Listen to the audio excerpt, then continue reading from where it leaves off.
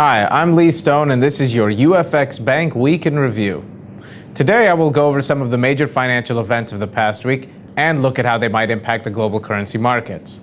But before I begin with the headlines of the week, let's take a look at last week's risers and fallers.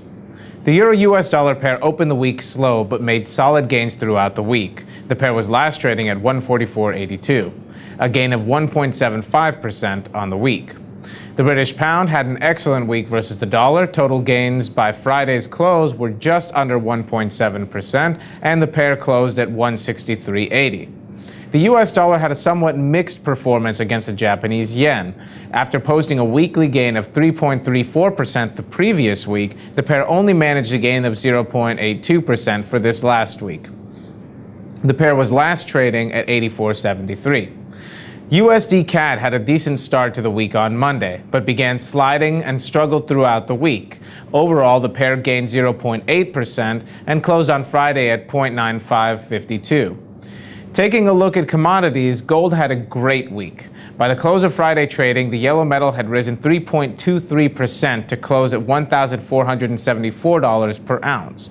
Along the way, gold broke its own historical price record 4 times. Meanwhile, May crude orders surged 4.5% on a solid week performance. The orders were trading at $112.79 per barrel at the close of Friday.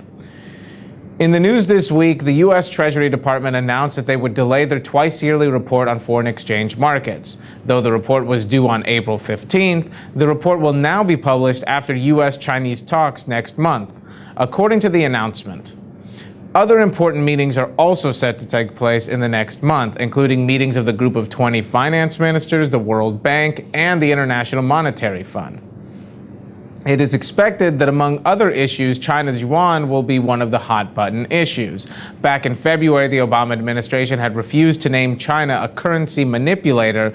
Moreover, they said that the U.S. second-largest trading partner has made what they call insufficient progress in allowing the yuan to rise. U.S. lawmakers and the Obama administration believe that China's currency policy gives the nation's exporters an unfair competitive advantage. U.S. concerns are likely to grow as China's rise in economic power continues. In Europe, billionaire investor George Soros had presented his criticism of the European Central Bank's decision to raise its benchmark lending rate, stating that it is not appropriate in current circumstances when you have a number of countries that are suffering from too much debt and high interest rates. The European Central Bank raised the benchmark interest rate to 1.25% from a record low of 1%, where it had been since May 2009.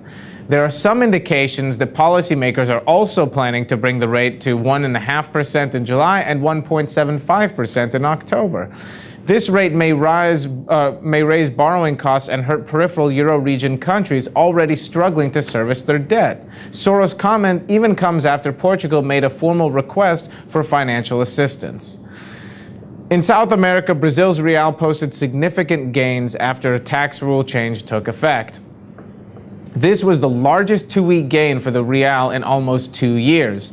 The government has changed tax rules 3 times since March 29th in an effort to slow the 2-year 40% surge that the real has right now that's crimping exporter profits. These measures were considered very substantial compared to the expectations of traders. Last week, oil climbed above $112 a barrel, its first time reaching this level in 30 months. Brent crude topped $126 on anticipation that Libyan output will rebound when fighting ends. As a result of the increased demand for raw materials, the dollar has weakened. There is an inverse relationship between the dollar and oil, which means that, generally speaking, when one rises, the other falls. And because of this, the dollar will likely continue to weaken as the price of oil climbs. Last week, oil rose 2.3% after strikes on Libyan fields by forces loyal to Muammar Gaddafi, which in some ways ended the hopes for a prompt resumption of exports. Well, that is all the time we have left for today. We hope you enjoyed our weekly review, and we hope you will join us next week. Until next time, be sure to visit us at UFXBank.com for simple, safe, and secure trading. Also, you can follow us on Twitter and Facebook. To submit questions to our weekly broadcast, please email your questions to askthebroker@ufxbank.com. For UFXBank, I'm Lee Stone. Good luck and happy trading.